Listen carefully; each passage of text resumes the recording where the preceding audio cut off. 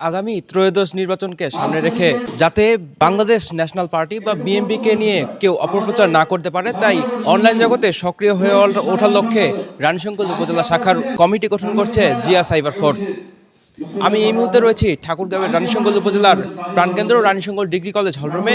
সেখান থেকে বিস্তারিত জানাচ্ছি আমি রাকিব ফেরদাউস। অনেকে মায়া কান্না করতেছে। প্রথম আলো সেই সময় আমাদের বিগত সময়ের হেডলাইনগুলো আপনাদের কাছে বুঝতে পারবেন।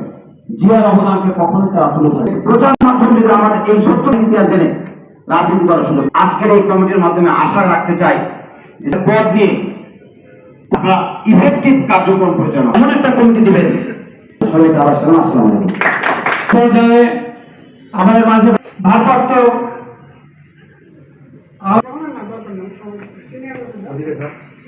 আমাদের মাঝে মোস্তাফিজুর রহমান, ধন্যবাদ জানাই তিনাকে।